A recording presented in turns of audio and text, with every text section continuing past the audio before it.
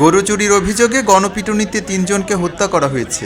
এ সময় উত্তেজিত জনতা অভিযুক্ত ৩ ব্যক্তির ব্যবহৃত একটি পিকআপ ভ্যানে আগুন ধরিয়ে দেয়। রোববার ভোররাত ৪টার দিকে গাজীপুরের কালিয়াকৈর উপজেলার ফুলবাড়িয়া ইউনিয়নের বাগচালা বাজার এলাকায় এ ঘটনা ঘটে। স্থানীয়দের অভিযোগ, ১০ থেকে ১২ সদস্যের একটি সংঘবদ্ধ গরুচোর চক্র একটি পিকআপ ভ্যান নিয়ে আবু বকর সিদ্দিকের বাড়িতে গরু চুরি করতে যায়। এ সময় বাড়ির মালিক বিষয়টি টের পেয়ে আশেপাশের লোকজনকে ডাক দিলে স্থানীয়রা চোরদের ধাওয়া করে। এক পর্যায়ে তালা কাটার সরঞ্জাম, চাপাতি ও দাসহ ৩ জনকে আটক করে বিক্ষুব্ধ জনতা।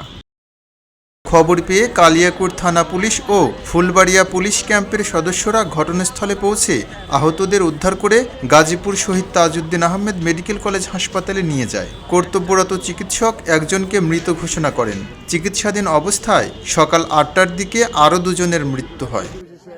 পুলিশ জানিয়েছে, নিহতদের নাম পরিচয় এখনও নিশ্চিত হওয়া যায়নি। প্রযুক্তির সহায়তায় তাদের পরিচয় শনাক্তের চেষ্টা চলছে।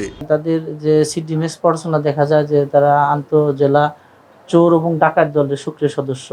তারা দীর্ঘদিন যাবৎ এই আমাদের গাজীপুর, শ্রীপুর, গাজীপুর বিভিন্ন এলাকা হইতে তারা কৃষকের গরু চুরি করে নিয়ে বিক্রি করিতেছে।